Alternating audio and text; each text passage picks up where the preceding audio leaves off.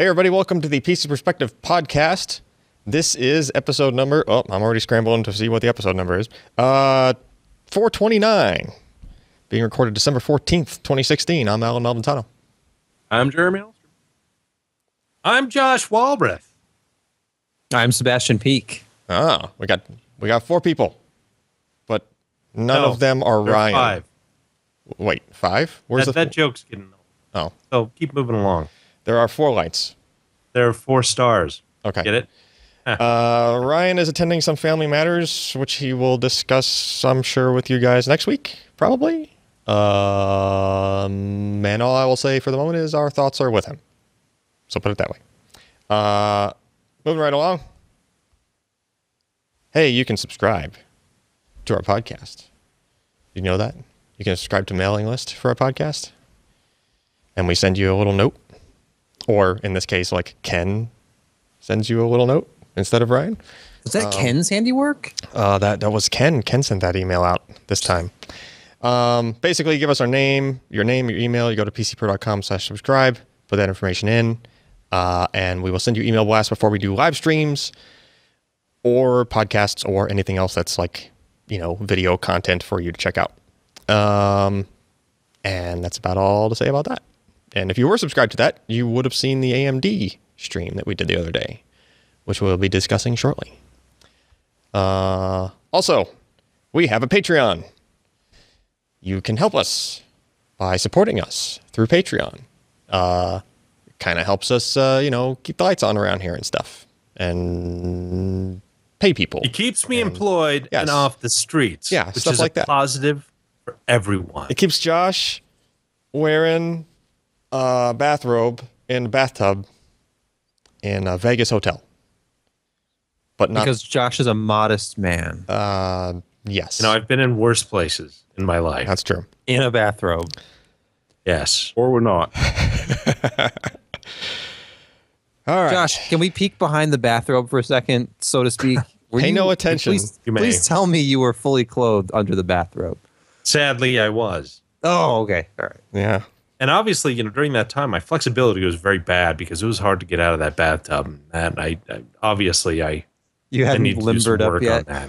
Can't say the same about where he sleeps, which happens to be the same bed as me usually at CES. Usually. I was going to say that same bathtub. Facts. I'm not Mr. Kamasutra with Allyn. So. Okay. That was just well past innuendo, and never mind. Yep. Okay. And now it's time for news. Well, nope. Before we get into news, there is. Are we still doing the giveaway? No, but I think it's over, isn't it? I thought it's over. We gave things away. Well, I don't know if we've actually done the giving away yet. We had a live stream. There was a giveaway. There was a note in the podcast notes to talk about this again. I'm just not sure if the giveaway is still going. So how about this? It is not. Yeah, it is not. Yeah, that was within a few hours after the live stream. See, if you guys were subscribed on that email thing, you could have at least popped in, if not just to check for the giveaway thing. And then, you could have done the stuff and possibly gotten some AMD stuff.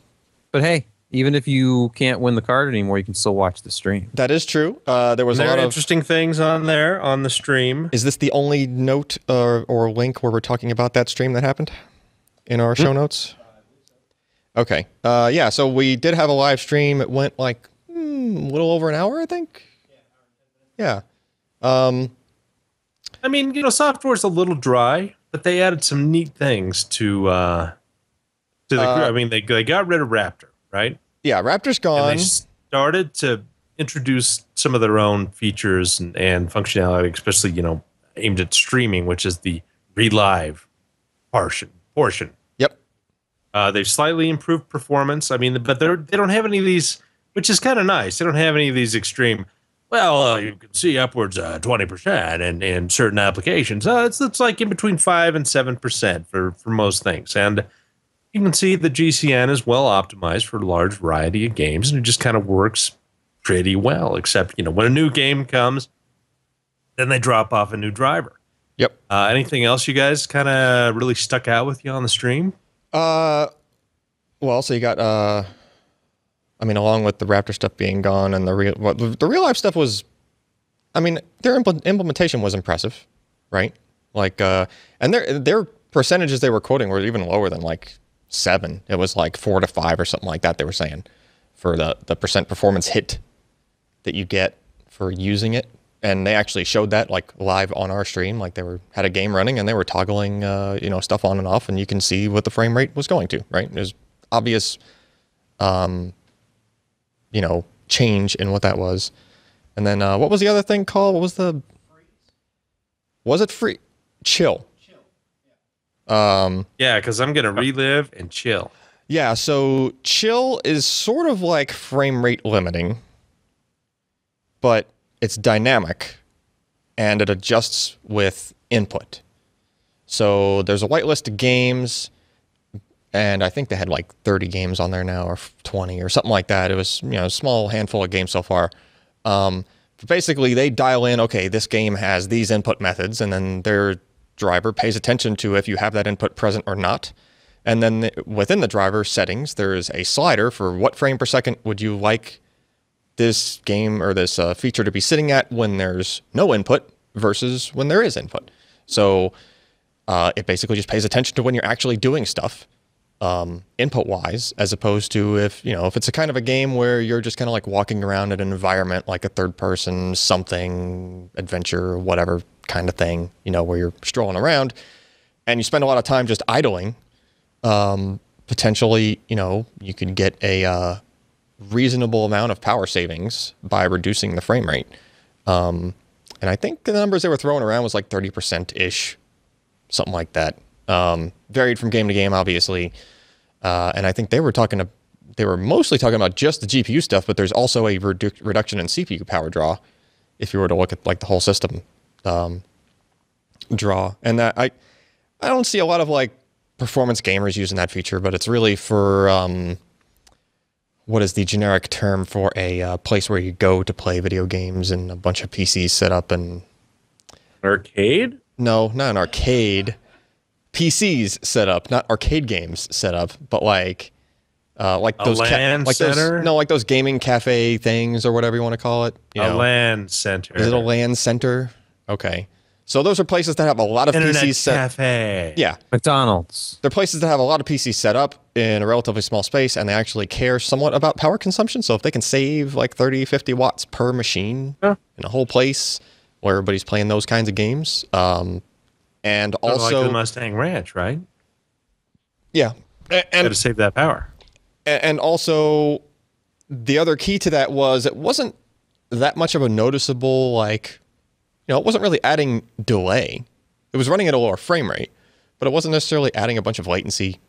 And it wasn't running, I think they kind of set their bottom to like 40 frames per second, which is still, if you're not doing anything and you're not waiting for any kind of response, if you know exactly what to look for, you can pick out that that's at a lower frame rate. But generally speaking, most people probably wouldn't notice, right? Because you're just looking at like some text that's coming across the screen or whatever. You're not like looking for high action stuff if you're just sitting idle in a game. Anyway, interesting features.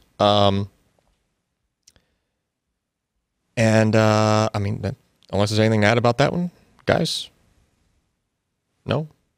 No, I mean, it just seems like AMD has done a pretty good job as of late in catching up in terms of software with NVIDIA. I think that people are generally pretty happy with the drivers. We've had, 10, 15 years ago, and you talked about ATI and then later AMD drivers, people were pretty unhappy with them, and for good reason. But, it seems like they've really improved and stepped up the game, even more so over the past 5 years. And I think they're at the point they're pretty much at parity with NVIDIA. And in fact, if you kind of look at some of the latest issues that NVIDIA has had with their drivers, AMD may be a little bit more secure, a little bit more ahead in certain instances. Yeah. Yeah, I mean, if you're doing bold, if you're doing a nice round turn on your driver development like they are, then they might be a little more polished right now as far as, how quick they can turn around on stuff. And, think about it. If you're just kind of like tooling along and you're just just doing the same generic, like, little updates here and there, like, you actually forget some of the knowledge as a coder, right? Like, you don't have everything in your mind perfectly, but if you just got through a major development cycle, all those coders that are on the AMD side probably have every little nook and cranny of that code, like, in their head still, if you think about it, right? Oddly enough, I don't think about it. Well, I mean, it just works. I run into the same thing, like, for the code for, like, the storage testing stuff, right? Like, if I had to go in there and tweak something recently because some other piece of hardware I was testing broke something, and I had to, like, modify the code, and I was like, oh crap, how did this thing work again? Who is this bastard that doesn't comment his code? Yeah, who is this guy that didn't comment anything? Why would somebody think that they would just naturally understand how this worked the next time they went in here to mess around with the code? Anyway, okay, let's move on. Let us. Yeah. AMD picks Ryzen? Is that Ryzen? Ryzen? Okay.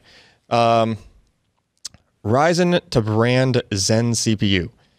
Reveals 3.4 gigahertz clock and some more details. So many details. So many details. So this was the press conference that happened shortly after our live stream.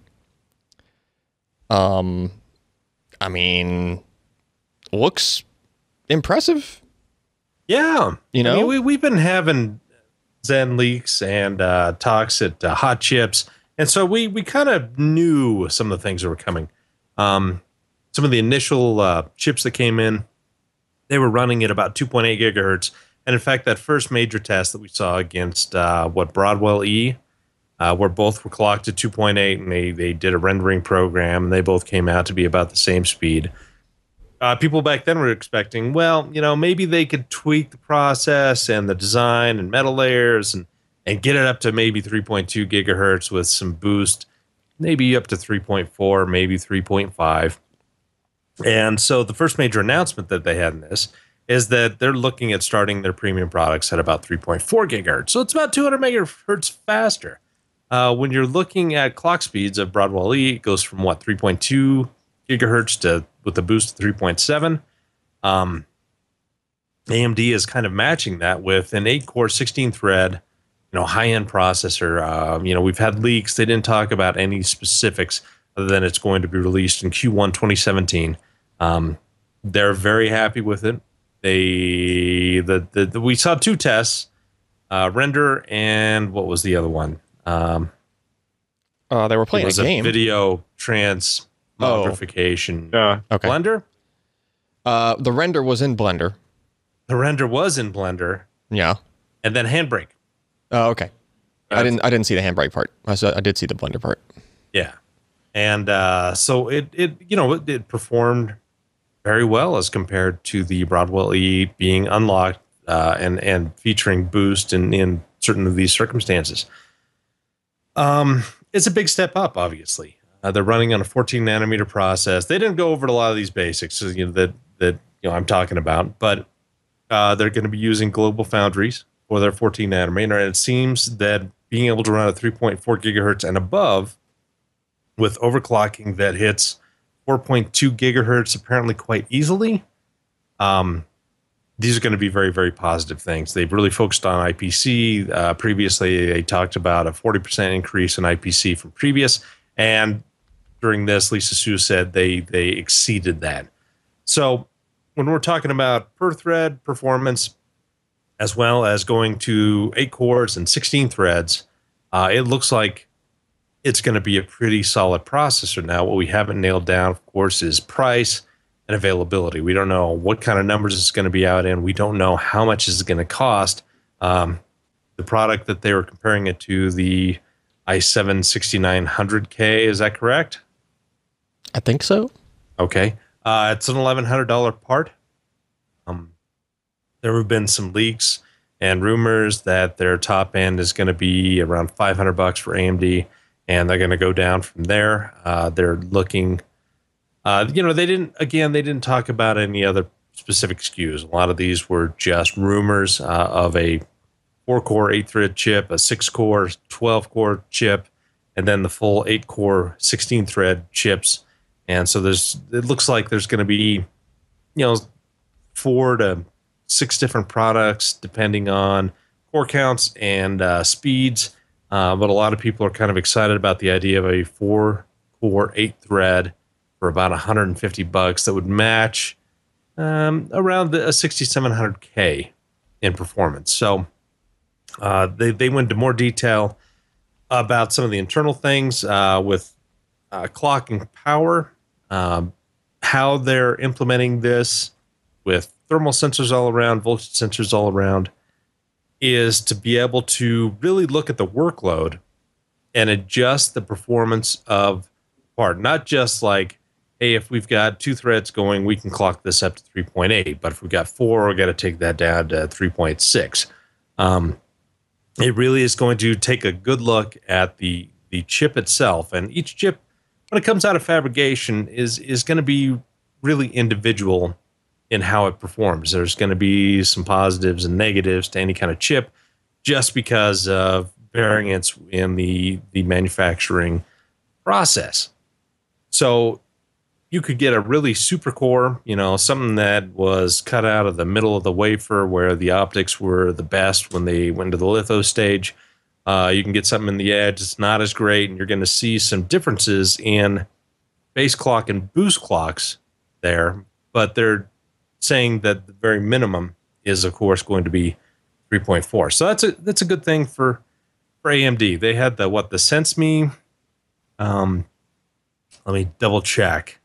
Yep. Yeah, the SenseMe technology, which is the power, boost, frequency range.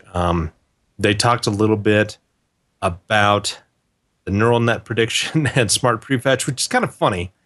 Ryan and I had talked about this, and he had showed me these slides and said, what is your first impression of this? And I thought, well, they're essentially talking about enhanced branch prediction and larger TLBs. Neural net they prediction? may have new stuff in there that is more kind of neural net in figuring out the workloads and the branches that are going to be chosen and all of that. I don't think it's rewiring predictive stuff. What's that? I don't think it's rewiring itself on the fly. No, it is not. And then the other one is the smart prefetch, which is kind of funny because memory controllers have been doing smart prefetch for a long time. I remember Enforce 2, that was one of the big things, is that it could actually prefetch a bunch of stuff and send it to cache before the processor needed it. Maybe that's more granular. Maybe there is more logic behind it where it can anticipate better what it needs. So that stuff, instead of, getting 30 to 40 milliseconds. I mean, prefetch access to main memory, is that about, or is it nanoseconds? I think it's milliseconds. I think it's nano, isn't it? It's nano, but then in CPU time, that's a long time. Yeah. And so it's better to obviously still get that stuff into cache rather than main memory. So we'll see if they do. And the performance, again, that they showed looks good. It's going to be going on the AM4 platform, which is going to be a modern platform. I don't think they developed their chip. It sounds like as media did. But again, this is something that they didn't go into in their broadcast. But it's AMD needed an upgrade, and they needed a product that was competitive. I don't think this is a K7 or an Athlon 64 where they kind of leapfrogged the competition. What they're doing here is getting competitive, and they will probably be able to compete on price a whole lot better, price performance a whole lot better than the previous bulldozer pile driver chips and their APUs. So, of course, initially this is going to be a CPU only. It won't be an APU. So, again, we're going to have 4 cores, up to 8 cores, and up to 16 threads total. So it's an exciting time to look at AMD, and their share price has certainly reflected a lot more optimism for the company. And they seem to be looking to do pretty good. And also at this, they showed off some of the first kind of performance, not figures, but Vega runs. They showed it at 4K, and it was running above 60 hertz. So And they're showing, I think, what Battlefront, Yeah, and a couple other little side products. And so it looks like Battlefield 1 as well. Anyway, so that's going to be showing up early next year as well. So it's an exciting time for those who want to spend all their money on the holidays. This is certainly giving them a little stop, think it over, and see what AMD has to offer. smart prefetch thing is interesting because typically prefetch for caching is just like more like a read ahead. Yeah. Or it's just looking on. It's just basically going down the address counter or the program counter and just going, okay, what's the next stuff I'm going to need soon? Just go get that for me, just for what code is coming in next. But yeah, if it's able to go get like actual data from places. Well, it's 16 megs of L3, which is a lot. Yeah, so you want to be able to put stuff in it more often, obviously, if it's that much cache. And then the neural net stuff, I guess Skynet will just be hardware. Yeah. CPUs will just take over the world all by themselves without any software. Just as long as they give me a minimum wage for sitting there, I'll be happy. No, okay. Yeah, they will. Yeah.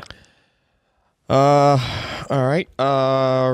What's this next one? Radeon Instinct Machine Learning. Huh. Oh, wait. Is this like their enterprisey stuff they were talking about before? Yep, the HPC stuff. Okay. It's their deep learning. Okay, so deep learning, and then I guess these were also the ones with like the SSDs on them that we didn't know a lot about, or no? I don't know if they've really talked about that. No, did they not? It's not the same thing? Okay. I always pay attention to that because that's, Yeah. that was You're a thing. biased. That was a thing that we're talking about. So Yes, biased. I'm biased towards storage, yes. So I'm generically biased. So they are talking about machine learning stuff. So this is kind of like their counterpoint to what NVIDIA did a few months back, right? Correct. Okay. Or at least a few years back when they first started talking about deep learning and how that relates to self-driving automobiles, facial recognition, stuff like that. Yep. So you got the deep learning on the GPU side and then the neural net stuff on the CPU side. So yeah, totally like that's it. It's all over. They're just going to take over. Only the AMD powered. Welcome our new overlords. Yes, only the AMD powered PCs will take over the world. It's kind of interesting here as they showed off 3 products that they announced. One's Vega based, their top end. I think the MI8 is the old Nano. Yeah, it looks like it's it. a Fiji product. Yep. And then the MI6 is James Bond. RX 480 based. Oh, not James Bond? Polaris. Okay. No, James Bond is Polaris. Oh, all right. Yeah. Got it. So it's kind of interesting that they're still going to be doing Nano. That's kind of cool. Hey, if you can use you've got all this bandwidth, but you're limited to 4 gigs of memory. Yeah. To deal with it. Well, I mean, if they're getting more legs out of their hardware, so be it. Like if they can do it and make it work, I mean, why not, right? Yeah. Only Only 175 watts. Go for it. All passively cooled, although you're using the chassis in the rack to cool it. So it's yeah, you're gonna have good airflow in a server machine anyway. Yeah, you got those 40 and 50 millimeter fans blowing at 6,000 RPM. Yeah, 10,000. Basically. Yeah. All right. Cool. Let's see what's up next. Zalman ZM K900M. Tell me about this thing, Jeremy. Since you wrote this guy up, right? No, nothing. You wrote apparently this. Somebody really liked the keyboard. So they put it in our notes. It's your usual RGB. They use the Kale Blue switches in it, which have, of course, come in an RGB mode. But it has some really hardcore macro stuff on it. If you can zoom in on the keys, there's a bunch of them that have like ZM1 through ZM9. Like these ones, the The ones that look like as if it was a number pad on a non-number pad keyboard, but yeah. But apparently, what you do is you hit the function key and one of those, and it now starts capturing the clicks as you would, except it's also got 3 buttons on it that'll emulate right click, middle click, and left click of a mouse. Okay. And so you go along, hit the function, and I guess it's the Zalman button. It'll stop recording it, and anytime you then tap that when the macros are enabled, away it goes. But it's also got a speed meter button at the top, so you can choose how fast your macro is going to play. Some of the time you need the hop, the spin, the fire, blah, blah, blah, blah. I think Sebastian has that keyboard sitting in his hot little hands right there. Yeah. Has he even opened it yet? Maybe. I think he's muted. Is his audio dead again? His audio died again? No, I was muted. Oh, okay. It was on the shelf behind me. So when they started talking about it, I said, wait a minute, I think I have that. Yeah, I think. Yeah. I should probably open it and review it. You should. But I did not add it to the list, but interesting coincidence. No, you're too busy with cases. And other things. I mean, looks like a good idea. That's cool. It's certainly easier than one of the other macro programs where you're going onto the software and you're doing it that way and then checking it and recording it. Yeah. And I have yet to see one where it'll speed up and slow down the playback of the macro. Yeah, I like the idea of RGB and like smarter kind of keyboards, just putting all that functionality in the keyboard itself so you can just do all the stuff like on the keyboard side and not have to install a piece of software necessarily. Cool. All right. Where are we at in the rundown? All right. I don't know. Where are we? Space for Jonsbo. Small form factor VR2 micro ATX case in black, silver, and red. It's a very nice looking case. Yeah. So this is like, is it the sequel? Was there a VR1? Because it looks familiar. It has that kind of Lian Li look to it. Yeah. Yeah, it does. Clean aluminum, like brushed aluminum. Mm-hmm. Now, they make apparently Roswell cases for Newegg. I don't know if they are the OD. I guess they are the ODM. Yeah, I think so. But this thing, I was looking at it, it's vertical orientation, as you can see if you're watching the stream. So that means like everything is kind of turned on its side, and you have the back I/O pointed up, kind of like with the Silverstone Raven cases. Yep. And that allows you to fit a little bit more in a very small footprint. And this case also uses a full-size ATX power supply that's not really limited in length. That, according to the specs on their site, it says it'll hold up to a 250 millimeter PSU, which is any... Like my PSUs here that I use for case reviews are 140 and 160 millimeters. So a 250 is a huge power supply. And full-length graphics cards, although I will say a stock, what looks like the stock Titan cooler from like a GTX 980 in their picture, kind of is the limit of length. So you want about a 10.5 inch or shorter card. But that's most graphics cards. It does look like there might be about a half an inch left underneath that card there. Yeah, there's a little bit of space. Yeah. Half an inch. It's about like the width of another 8-pin connector worth. Looks like might be able to make it under there. So I mean, it's enough room. Yeah, so I don't know how many cards are still drawing air in from the end back there, but you'd want a little bit of space. Yeah. Now, this also appears to be tempered glass on the side, which is definitely checking the most popular box of 2016 for all computer cases. I think the silver one kind of looks sharp because then you have the nice contrast of the dark tinted side panel. But the red, black, and silver all look really cool. This has the look, like I said, of like a Lian Li case, one of their sort of Cube series cases, maybe something a little bit bigger. But availability is what I'd be interested in. Who had this review? I don't see. I see it's being released. VR. Okay. Do we know? No. No. We'll have to wait for a U.S. company to pick up the design and sell it under their own brand. Had it, but I don't see. Somebody has to pick up the design. Find out. Yeah, we'll have to find out. So it might show up as a Roswell, or very possibly. Quite Yeah, possible. they could adapt it. It could. All right. Next up. Get Hitman for free with the Radeon RX 470. Or, Yeah, the hot new series not even available on Netflix. That's true. Or eligible systems. Which eligible systems are they talking about that would not be an RX 470? Like a pre-built system. Yeah, Every time they do pre-built one of these system. giveaways, it's like if you buy a pre-built, PC from like CyberPower PC or Is it as long as it has HP or something? It just has to have a 470 in it?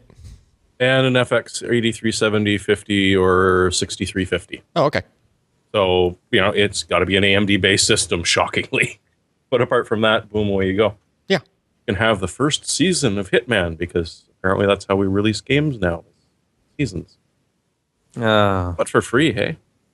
Hey, free game. If you already plan on buying it. Diablo 3 has done very well with seasons. I don't know of any other games that use them. All right. Next up. The GeForce GTX and HTC Vive bundle deal at GeForce.com. So, the deal is, if you're getting, and I'm trying to make sure I get the cards right. Yes. 1060 or up. Yeah, basically 1060, 1070, 1080. And an HTC Vive. Yeah. If you get both of those, then you get what looks From like Microsoft or Newegg. from Microsoft. Oh, okay. So you're limited in where it's you're. an actual bundle you're buying. Okay. And you if get. you don't buy that bundle, you don't get the games. But then you get the games on Steam. Yes. Okay. And it's 3 games, right? Raw Data, Sports Bar VR, Serious Sam VR. Yeah. Cool. I mean, if you already have a Vive and or any of those GTX cards, then I guess you're out of luck on that. But Well, it looks like if you'd actually bought them both from Newegg, you might be able to do it. But like looking at the website, it was a single code to enter as opposed to I've got a code from this purchase and this purchase. right. So if you bought them, I'd get in touch with the seller to say, hey, I just bought these 2 things. Can I have a code? The worst they'll say is no, and you're about as good off as you are. Yeah. Okay. I mean, it is good, with being Christmas and all. Chances are there might be a lot of people getting possibly both of these things at the same time. So, hey, 3 free games. And some of those games are a little bit pricey. Actually, in Serious MVR, I mean, it's not a cheap game. Just came out. Oh, no, I think they're all $60. Well, No, the Sports Bar one is cheap. Yeah. Raw Data is up there. It's not super pricey, but Serious MVR is like a big title that just launched not too long ago, so won't be on sale yet. All right, cool. Next up, GeForce 376.33. Yet another GeForce driver. Yep. Are they doing these? It's like every podcast, there's 1 or 2 of these. Yep. All these games are coming out. It's a holiday season. Yeah, it's a mixture. This one ain't game ready. It was a mixture of games and bugs lately. It was kind of mostly bugs and security features. Yes. So this one was a bug fix one.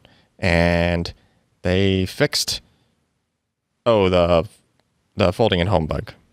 Nope, they didn't. They still didn't fix that one yet. They still haven't fixed it, but they figured out the bugs from folding at home, and for whatever reason, it was running up until they did an update. Okay. Well, I guess they're working on that. Next week, there'll be another driver. There was even a thing with AMD recently where it was a similar kind of issue, right? Like, wasn't a GPU stuff broke for some of their GPUs in one of the drivers? They were actually talking about that on the stream. No, it was... it was compute related for like, it might have been for folding. It was folding type stuff, basically, that it broke for older cards. But it turned out it was just a regression in the driver. It was nothing intentional. They weren't like removing that feature from those cards or anything like that. So basically, if you have bugs, like, stay tuned for driver updates from everybody.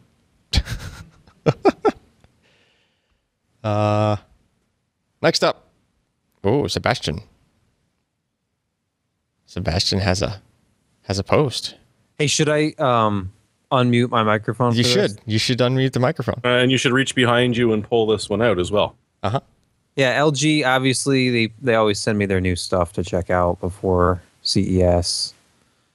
But, yeah, there was a press release yesterday, and you know how companies like to do this every year. You're going to CES anyway. You're going to get press releases at CES, but here's a press release to pre-announce the press release that will be coming at CES. There's no technical info beyond some really basic stuff.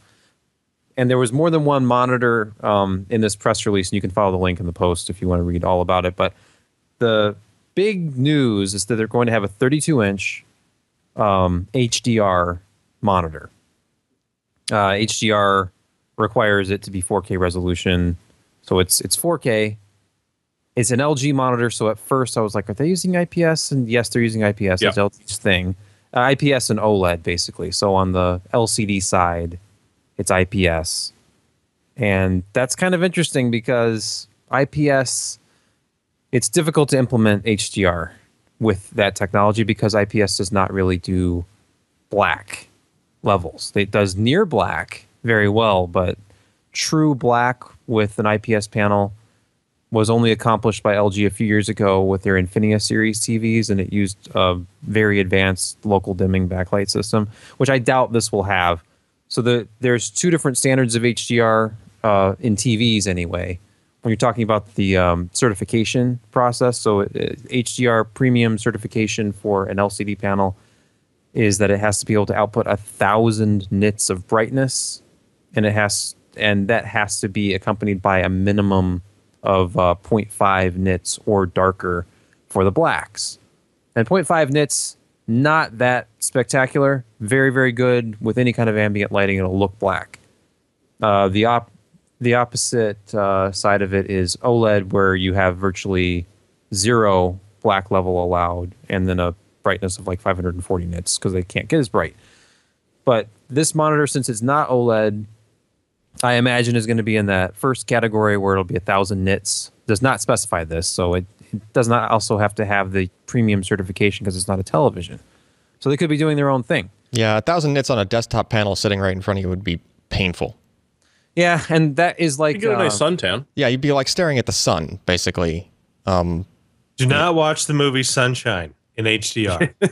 Yeah, if you were watching, like, if it was able to do 1,000 nits and that's full screen white background sustained, that would be crazy. Because even most of the TVs that are rated at 1,000 cannot sustain it full screen. We're talking like small highlights. Like some of the Samsung TVs do well over 1,400 nits for small highlights.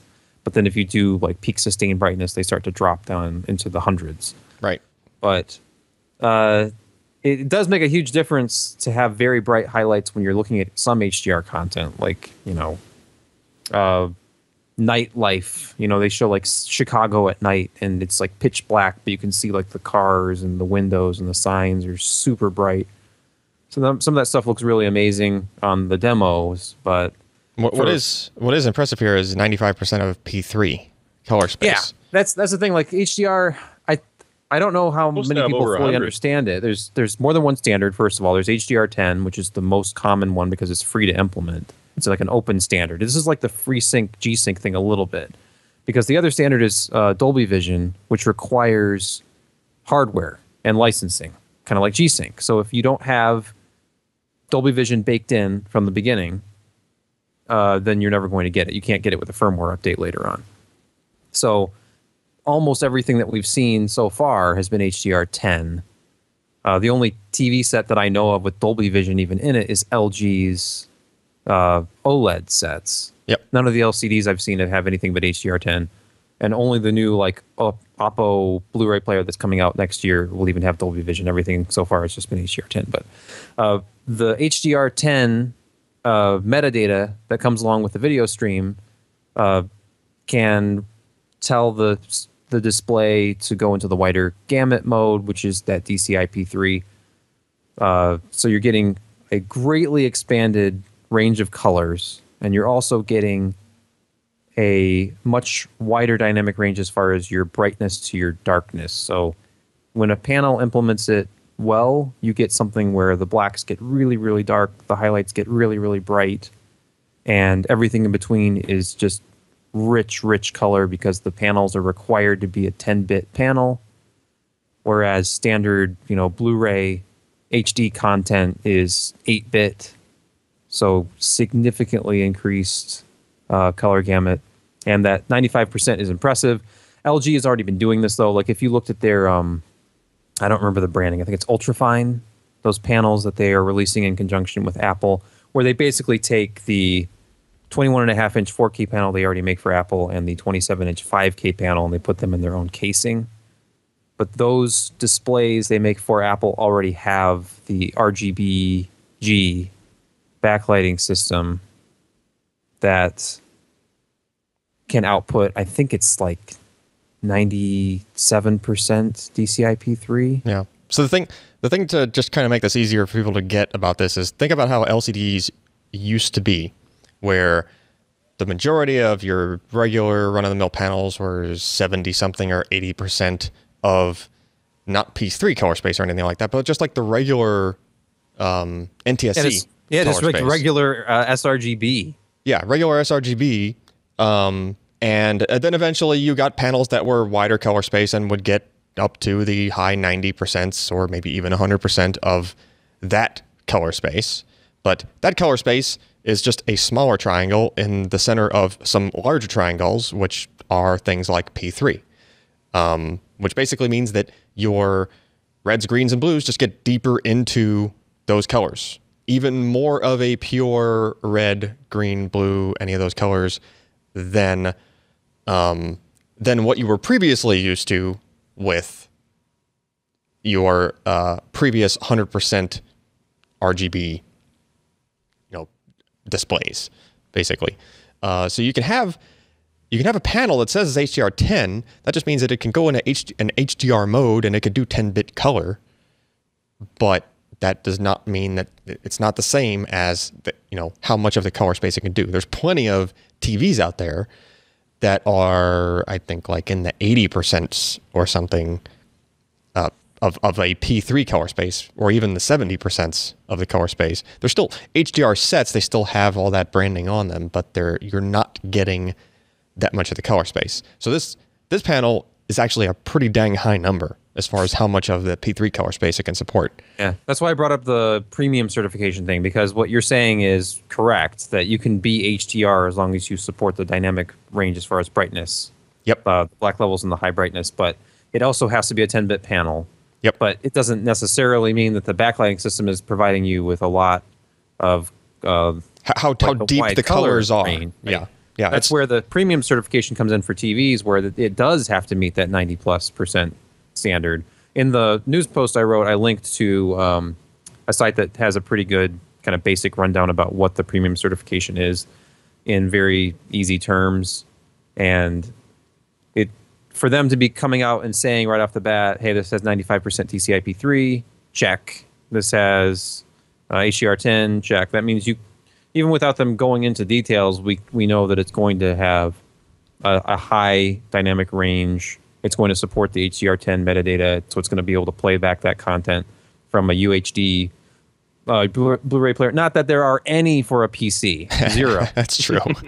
Right now, the most common HDR10 UHD Blu-ray player is called an Xbox One S. Sony left it out of their PlayStation 4 Pro for some reason.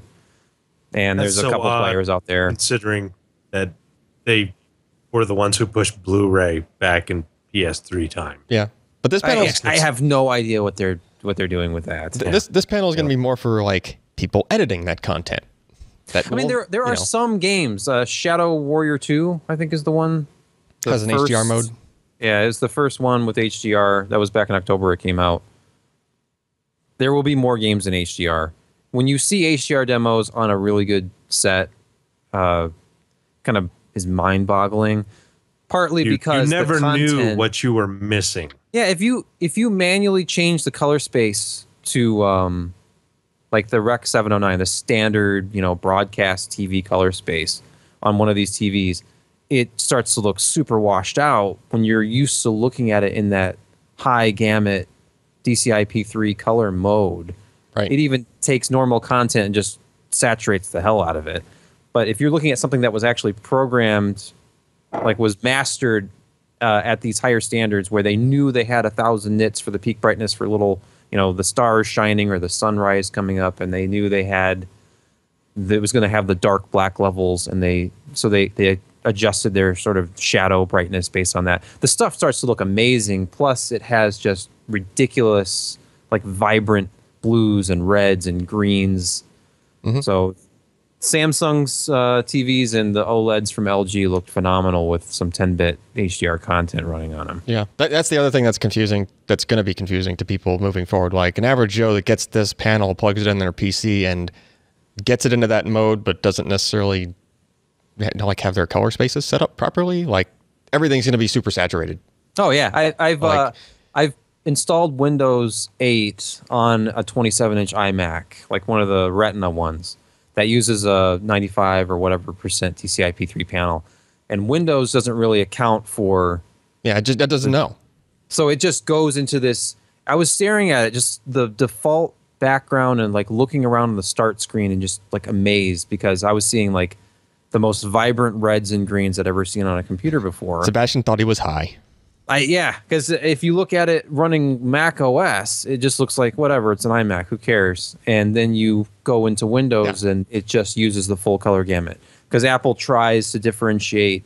Oh, this is 709. This is standard sRGB versus. Yeah, their OS is aware of it, and it compensates accordingly and brings. And it even does it in. on the phone. Like I was underwhelmed by the iPhone 7 when I had it for review because this doesn't look any different than the 6 next to it, and this is supposed to be DCI-P3. And actually, the iPhone 7 has 100% DCI-P3 coverage. But if you look at the photos that are shot on it in higher because it only space. switches color gamuts when it detects content that's actually encoded with them. So it's like, oh, this is 10-bit content. I'll show you 10-bit. Yep. But Windows just says, wow, I've got a 10-bit panel. Here's the most saturated color you've ever seen in your life. Yeah, it's just going all the way to where it thinks red is just the maximum red, but on HDR it's even further into red. So everything just gets, amplified. All the colors. It's ever basically. So much more. So. Yep. Yeah. So and once you see it, you'll want to buy one. I'm afraid of how much this is going to cost. It's probably going to be pricey. Especially if they did any kind of local dimming to get the black levels down. Super, super expensive. Maybe not. All right. Enough about the color stuff and HDR stuff and all those headaches. Samsung. Oh, yep. Samsung rolled out a firmware update to Galaxy Note 7s. Next Monday. They're doing it next Monday, or Verizon's doing it next Monday? Well, Verizon's saying they're not going to do it because they've made the brave decision that having a bomb in your house is safer than not having a cell phone. I guess, yeah. Their claim was like emergency stuff in case somebody needed to be able to use it in an emergency. I've spent the vast majority of my life in a world without cell phones. I seem to have survived somehow. Yeah, not only that, but like they're saying that people I knew that kept bombs in their house don't tend to be with us anymore. It's not like this hasn't been it's not like this hasn't been a thing that people have known about. Like if you've gone on any flight anywhere for the past over a month, or been anywhere on the internet where anybody talked about phone stuff, or Samsung, or were contacted directly by Samsung. Contacted directly by either Samsung or your provider where you bought the phone from, who were contacting people that got the phone because like there's a massive recall going on. 7% have not been returned. Yeah, which actually adds up to still a pretty big number. Tens of thousands. Right. Under 30,000, something like that, I think. And I think it's a great idea because they're going to be legally liable if anything goes wrong with these damn phones. So you mean Verizon will be? You refuse to bring it back, we're stopping the ability to charge it, and we're kicking it off the LTE network. Well, true. So That's good for the Samsung side, but like Verizon are basically taking on that responsibility now. Well, they're opting out of the update, so now it's, well, you can't blame us. It wasn't our device that blew up. It was Samsung's. And now Samsung will have to take Verizon to court, and 15 years down the road, we'll be talking about the settlement that they finally do. Sure. And hopefully nothing bad happens. I just think it's idiotic to say, oh, you're going to die if you don't have a cell phone over the holidays. Well, see, the majority of my holidays have been without a bloody cell phone. Go out and ask a neighbor. Care if you see somebody lying on the ground bleeding. Don't force them to call 911 by themselves. Here's the problem with the Verizon thing. By choosing to take any kind of a stand, any direction, I would bet that there are a few people that are the kinds of people that have ambulance chasing lawyers on speed dial and held on to their phone just because of some kind of an opportunity where maybe they could try to provoke the phone into doing the thing. You mean like kind of the Prius drivers who thought they'd get some money by going really, really fast on the freeway and saying their previous Prius accelerators got stuck? Right. Yeah, stuff like that. Except in this case, if the phone actually does do the thing, which happens just by charging it and being unlucky, basically, right? These people would have they would have their phone and they would just sit there and constantly be charging it and discharging it as quickly as they could and just like up, down, up, down, up, down, try to cause the thing to light on fire. And if it was a Verizon one, then, lawsuits ablaze or whatever you want to call it. Anyway. So what you need to do is take that phone and put it right next to one of those vaping cigarette things. Oh, great. Yeah. And hope that one or the other will explode on you. Well. And then sue 4 people, including yourself. Yep. You'll be rolling in millions. It's like hot coffee from McDonald's all over again. All right. Yeah. Okay, well, I'm going to take a quick pause here in case there is a sponsor, which we will have to insert in post, unfortunately, because Ryan had to run out, and the boss is taking care of important stuff right now. So we'll find out later. Brought to you by the Samsung Note 7. No. Don't even connect that with the potential sponsor who we're about to hear from now. Maybe. Or if there wasn't one, then we just won't cut anything out, and it'll be a really awkward pause. Anyway. Okay. Next. Flash news. Demand up, supply down. Outcome obvious. This is talking about NAND flash. So something that you're totally have no idea what's going on. Oh yeah, I got no idea what's going on in NAND flash. Yes, the industry is shifting to 3D. So there's probably going to be small, relative dips in supply as fabs are trying to switch parts of the fab from 2D to 3D production. And that just means they won't be able to make it as fast as they were making it before. So you see a little bit of an increase in price. However, anybody that's been looking at the sales on SSDs, it's not really that noticeable. It's more a matter of the prices just aren't going down as fast as people would hope versus prices skyrocketing. It's not like they're the hard drive manufacturer flooding thing that happened a few years back or anything crazy like that, or just a drastic shortage because everybody just, there was a sudden spike in demand. It's just that everybody's trying to ramp up production of 3D since that's the way to go moving forward.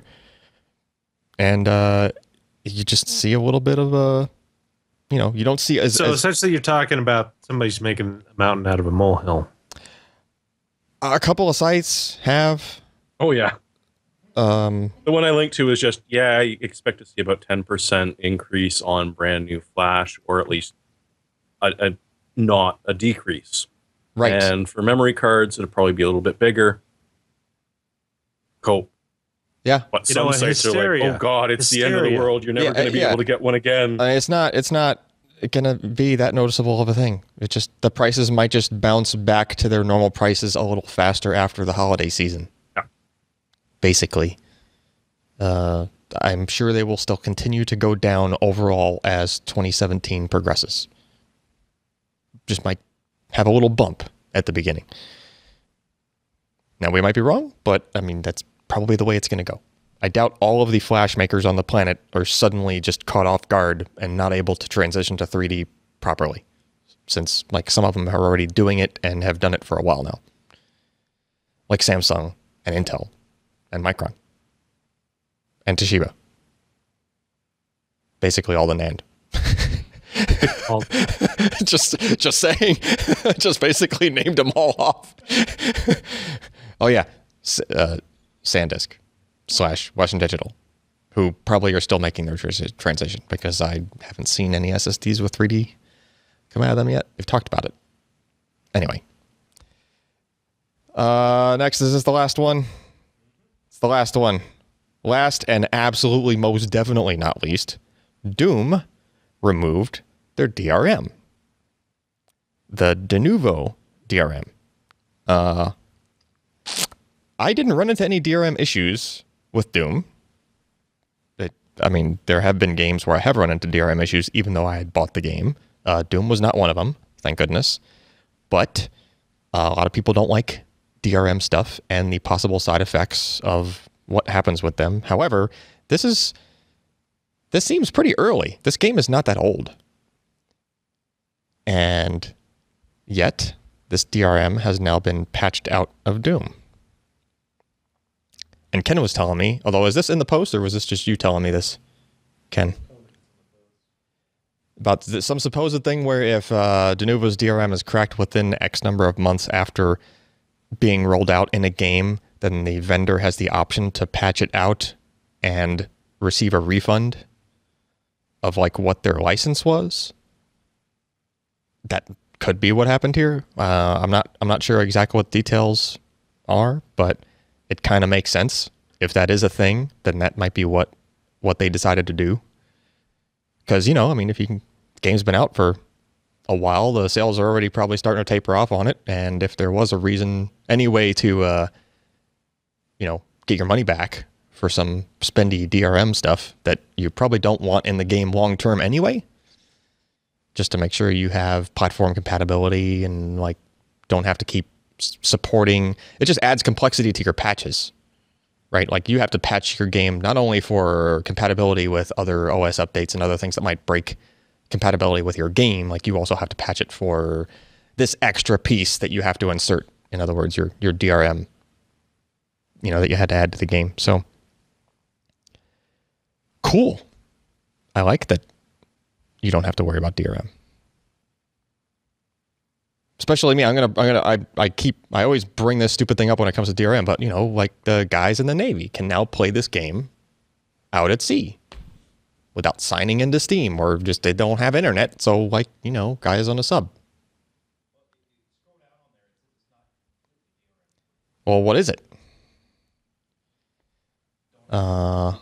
Or, you know, years from now, you could actually play the game without having to worry about whether or not this DRM server is still active. Well, you have to authenticate with Steam, but you can buy the game elsewhere, probably down the road. With again, it wouldn't have this DRM in it. Like if it shows up on Good Old Games or whatever. Yeah, right. But with that DRM in it, no matter where it went, then you have to, like, you can't play it completely offline, right? Ever. So this, at a minimum, opens the door to be able to do that. That's always a good thing. Yeah. I'm one of those old-fashioned people who thinks that if I buy a software title, and of course I know that we don't really ever buy anything anymore. We license its use on our computer. But I'd like to be able to play a game without being constantly connected and having it constantly check, or only being able to save to the cloud and not being allowed to save to my hard drive.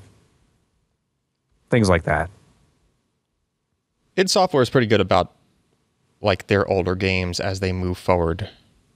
You know, making them more open and less copy protection if there was in the first place.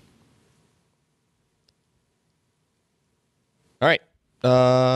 Anything else before we get into the picks? No. The chat says they don't want people with access to nuclear weapons playing violent video games. You gotta have the special keys, man. Codes. There's so many layers, you have no idea. So many layers. Some dude's not gonna be like, rage quit Doom and go launch nukes at Russia. This or better yet, doesn't work that way. Alex and take out ID. Or whoever that guy was that slept with his mother. Yeah, that's even harder. You don't just point the missile somewhere else. Like I'm just gonna type in the new, where is it? I'll just type in id software. Just type in kill noobs 8790. It'll find them. Yes, exactly, and go. And the missile is that smart. It just figures it out, right? Okay. All right. Well, let's do the picks. Let's do it. Jeremy. 29% off ain't too bad. And the 850 Evo is not brand new. The 960 came out yesterday, but it sure as hell ain't obsolete. So 2 terabytes up in Canada for 850. Pretty damn good. This is where I remind everybody of the NAND shortage article that we just talked about. Yeah. Well, this NAND's already been made. So yeah, you don't have to worry about. Yeah, that NAND is already 3D. NAND. Yes, it's already 3D. Yeah. Okay. That's definitely a good deal. Yeah, for Canada, it's a friggin' brilliant deal. If you have to go with the M.2, the 1 terabyte, not so bad either. Remember, it's M.2 SATA. Yes, it is M.2 SATA. It ain't PCIe. Right. Just something to keep in mind. If it's an 800 series Samsung, it is SATA, regardless of how you're plugging it in. What's the 4 terabyte going for? Is it neatly double? No, it's more than. No, it's more than double. The same discount, or I would have picked it. The 2 terabyte. That's pretty good for a 2 terabyte. It is. It really is. All right. Cool. Next, Josh. Next, me. So I've had this chair I'm sitting in for like 5 years now, maybe plus, and it's a little worn.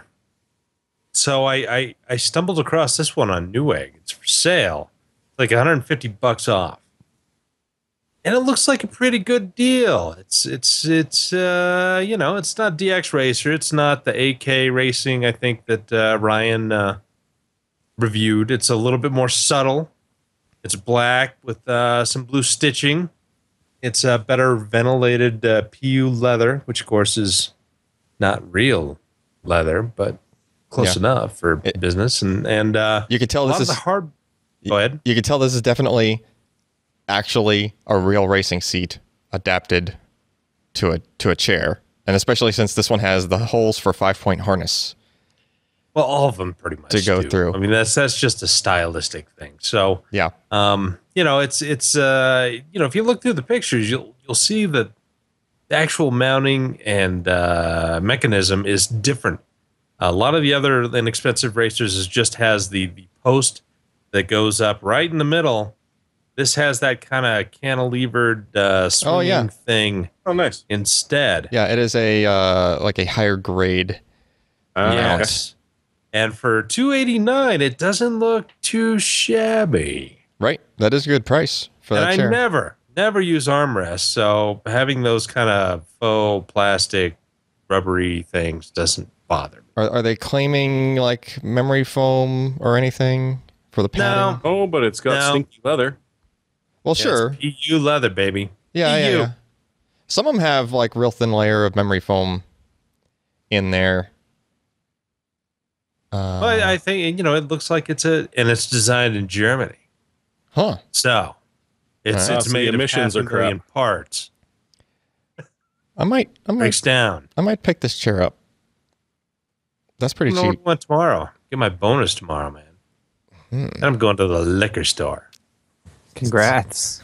And then there won't be any money left for the chair. No money. I'm gonna left. buy the most expensive bottle of booze they've got in the joint. Oh, one note: if this chair has the simple little handle that you pull to lay back, these seats do go flat. all the way back. All the way. They generally rely on the seat running into the back seat of the car.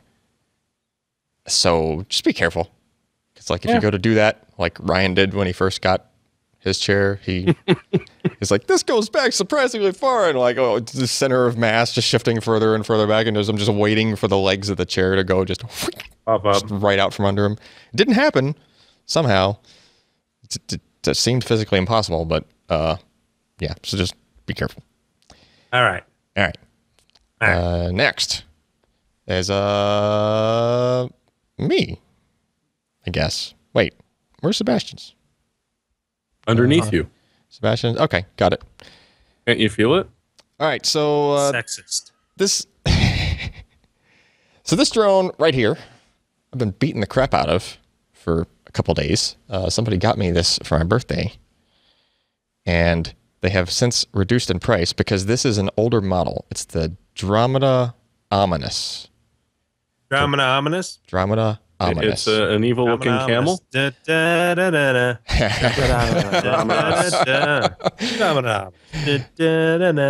So it looks like this drone sold for between like 50 and 100, I think, initially, when it first launched a couple of years ago, and it's been replaced by a newer model, which means that parts might be harder to find for it over time. You can still get parts for it because you might break some parts for it, despite this being pretty stinking durable. I haven't broken a blade yet, despite running into walls at full throttle and like driving it inverted into the floor at full throttle multiple times.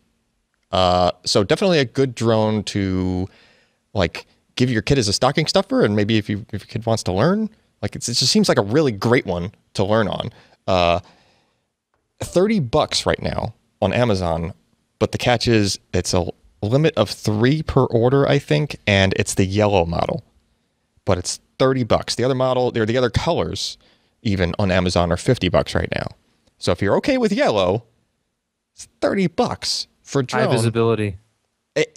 Yeah, that will help, especially if you're learning. It invariably will get stuck in the tree. And just the gyro in this thing, it is extremely stable. It is just noticeably like really dead stable. You basically just let go of the stick. As long as you have it, you can kind of dial it in a little bit with some fine adjustments on the control if it is off by a little bit. But you could basically, as long as there's, especially if you're indoors and there's no crosswinds or anything like that to throw it off, just let go of the control and just sit there and hover.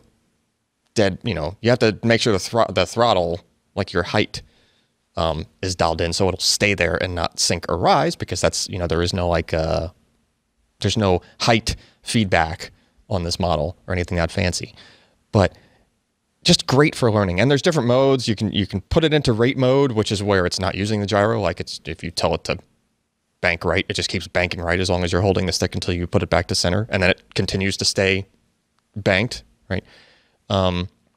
You can switch those modes from the remote on the fly, so it's just seems like a really great platform to learn, especially if it's $30. And even if the parts get scarce, or if if you're worried that you're going to need replacement parts, then just buy 2, because you're still almost the cost of one of the newer model, and you have a whole extra drone worth of spare parts. And it comes with a spare set of props in the box. So you get, it comes with 4 blades on it, and you get 4 more in the box. Props to them for doing that.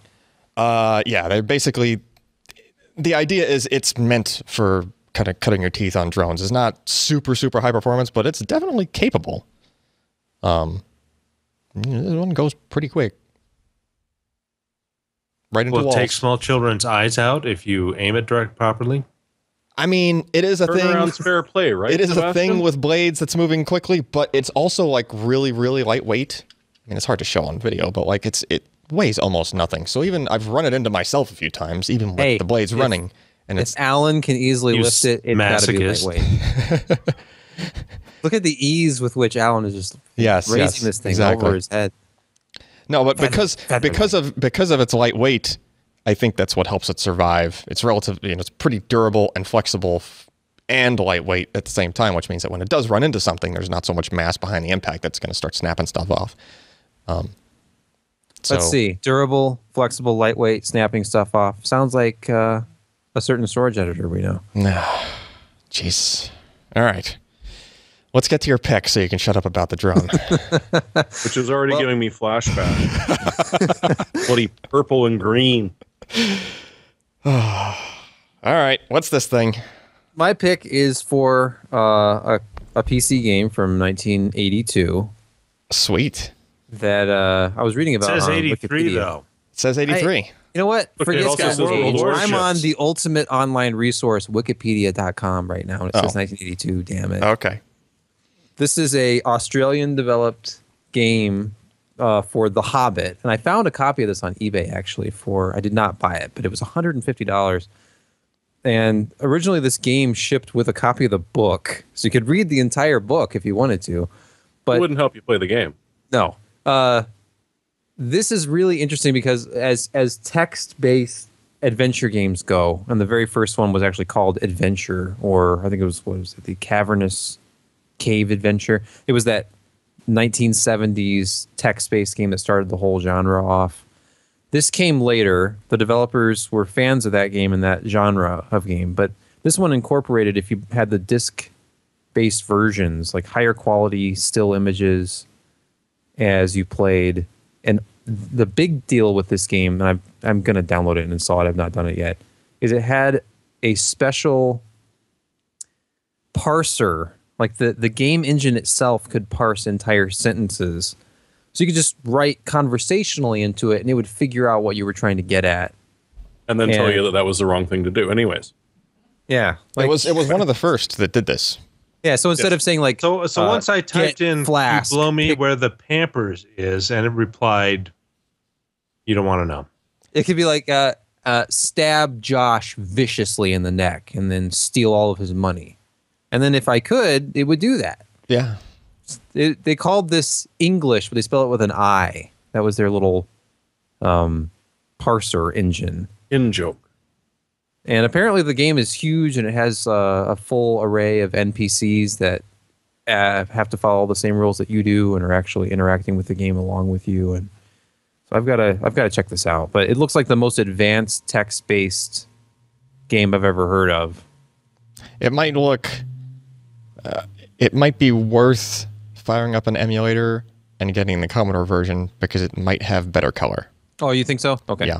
I was going to do DOSBox, but I'll go to Commodore. Because I'm looking at the screenshots. I'm pretty sure those are from the DOS version, and I had this on Commodore and actually played it, and it and it looked way better than this. So was it? Well, like, it looked better than this than the Commie. I wouldn't say way better. It was I mean, Commodore still had its limits, right? But there was more color on the Commodore screen than this. Trust me, this is like CGA. Do you remember the inputs at all? Like, was it like easy to play? It wasn't. It was relative. It was the same style engine as what was in. Oh, dang it! What's the name of that game? You were on an island and a ghost kept stealing your key. It was a Commodore adventure game where it was same kind of thing, same kind of deal. You typed in what you want to do. If you want to go north, you typed go north or whatever, and you can actually use items from an inventory on things. So to be able to do that, it was a conversational kind of thing. Man, I can't remember the name of that game. Dang it. Somebody in the chat might get it. But it was after Zork, yes. Chat's talking about Zork. No.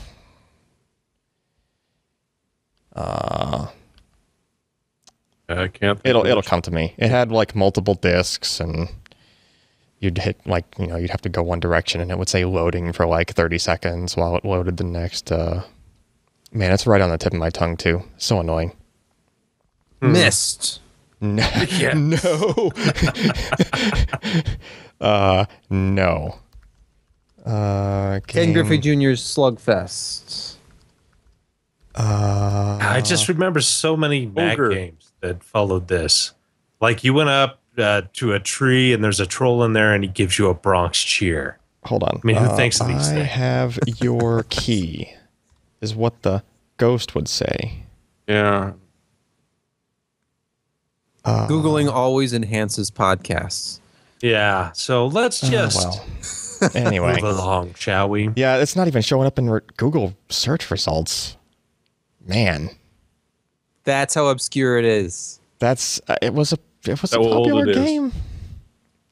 Oh well. King's Quest. No, so much closer. before King's Quest. Anyway, all right. Well, I guess we should wrap it up. Anything else, guys, before we go? Just stare into the camera when you do the goodbyes instead of just reading your laptop. It's a good start. He's Googling. He's Googling like the wind. No, I'm not Googling anymore. I give up on the Googling. Oh, he's Facebooking. No, I was checking the chat. He's interacting with our viewers. I was. You know, if you Google too much, you'll go blind. Yeah. And you'll get hair on your palm. Yeah, you might. Then get stuck on the keys, and it's just awful. Why did the dinosaurs die out? Because you Google yourself at Wait night. a minute. No. See, the research is continuing. No, it just came into my head, and I'm gonna Google. No, it came into your head as you were furiously typing into Google this whole time. No, I'm not sure this is the name.